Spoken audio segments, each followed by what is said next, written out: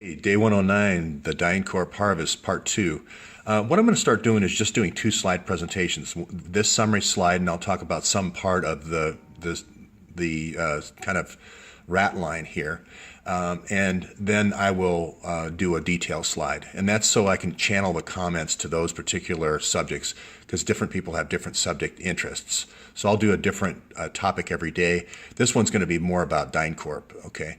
And what I wanted to say was, the military, or the CIA is the intelligence arm of the military, has used people that served overseas in UN peacekeeping missions in Bosnia, Haiti, other countries like Philippines, Indonesia, and so forth, to train a whole class of military police. So they get the recruits from special forces, they get the recruits from a lot of times like California Highway Patrol. They'll be trained overseas, and then they'll be reinserted back in the United States through being a sheriff of a county. And a sheriff of a county has a lot of control over who goes to jail and who doesn't go to jail, and what crimes get enforced and what crimes don't get enforced. So what I want to show today is how similar this program that DynCorp has for the United States, called Joint Terrorism Task Force, how similar it is to the Phoenix program 50 years ago that General Grange was involved in. And that's basically putting a fusion center out in every province. In America, it's every state, a little bit more than that for the populous areas like New York and so forth, Los Angeles. And then what you do is you have, you recruit a team of liaison officers or informants or Homeland Security people in all of the counties. And what you try to do is you try to gain control of every county, and you move toward this militarization of the police force. And basically you're picking winners and losers. You're destroying competitors and creating a monopoly, whether that monopoly is for drugs, or if it's for sex trafficking, or if it's for organ harvesting, or whatever it's for. So DynCorp's involved in all of these things. And the only reason I focus on DynCorp is we're trying to unravel the black budget, the $6.5 trillion that's missing from covert operations in the United States, and DynCorp's the biggest player, and they have the worst history of doing this all over the world. So I'm going to fix that. So I'm going to focus on a California Highway Patrol officer who is the sheriff down in California, in Siskiyou County. Siskiyou County is the northernmost county area. And what DynCorp or the Department of Homeland Security encourages is to create a monopoly situation for certain winners and losers.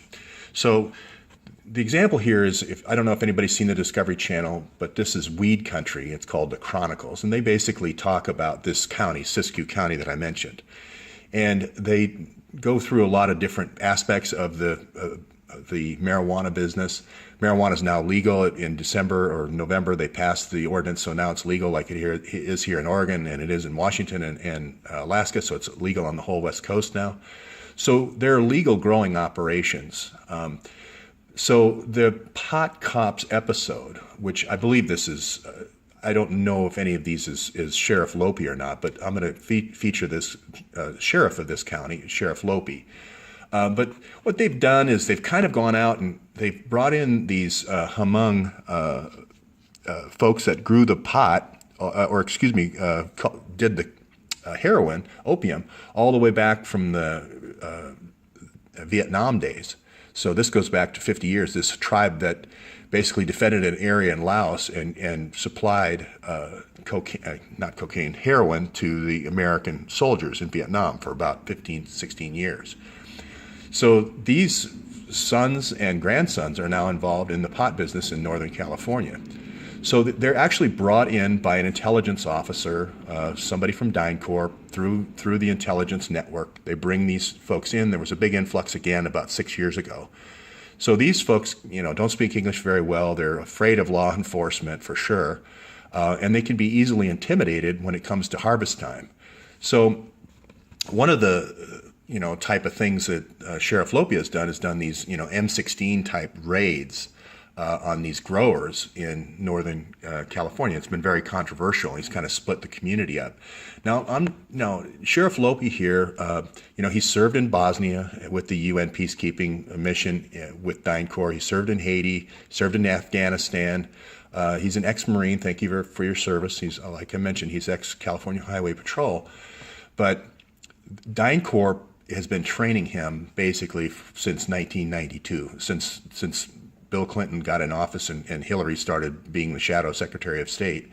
And it's a very militaristic, crackdown-oriented, intimidation-oriented form of policing. And for a state where this is legal, it doesn't seem to make sense because, the fact is it's legal to grow. Now, I realize there's permits and so forth and enforcement. It just doesn't seem like there needs to be M16 type raids, or these may be AR-15s. I don't know what they are. So Siskiyou County, by the way, also has a town called Weed up in the Mount Shasta area, which is known for a for a drug trading area. A lot of people store pot there and so forth. So what I'm trying to say is, Sheriff Lope here is a good American. I'm sure he's done his duty overseas. No qualms with that. What my qualm is with, this is Pug Winokur, the guy who brought us at the Enron financing debacle, running this type of show, is that it is inculcating in the policing a military form of intimidation and policing, even though California is going the other direction in terms of legalization of marijuana. Now, the other thing I wanted to talk about was this Lope Foundation. The sheriff here has a foundation called the Lope Foundation. And then anytime I see the word foundation and you're dealing with the CIA and DynCorp, I think funnel, funnel, funnel. It's a funnel. So these are the local growers who I think it's the weed store or something like that. They're the local pot shop, basically. I think they're the most successful one. But what DynCorp does is they pick a winner. They pick a winner, and then everyone else becomes a loser. So this is my winner here. Everybody else I'm going to crack down. And now everything's going to funnel through these winners here. And then these folks through the foundation are going to give money back to Sheriff Lope here, and he's going to train police officers. So he's going to have this is what this foundation does. It trains these police officers. This is this ability to have these kind of informants, the same way that DynCorp does overseas, these informants out, as scouting, basically competition to eliminate competition.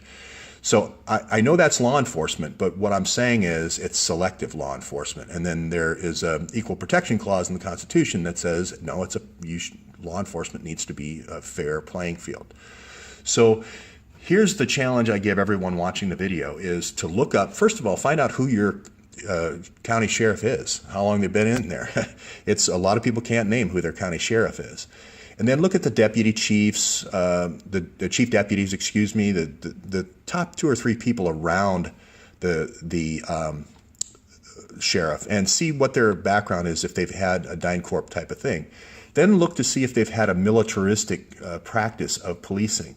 Those are the telltale signs of this kind of takeover of the U.S. Marijuana still is Schedule 1, right along with heroin.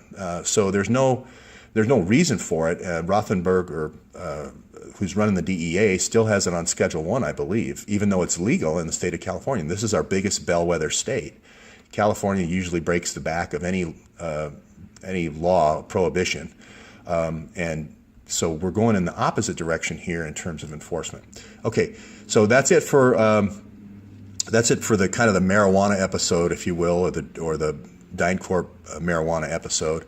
If you have comments that you've made before, bring them up to day 109 for the part 1, if you would, for this morning's special, because what I would like to do is bring all the comments forward, all the good links. Don't worry about if you have a comment about an opinion or something, please don't move it forward. But if you have a link that goes to something specific, not a link to any of the conspiracy theory sites, I'd like to see those back there, and we can kind of bring it forward from now on. And you can bring people in to start watching it, part 1 this morning at 109, and that way we can bring everybody forward together. Okay? Thank you.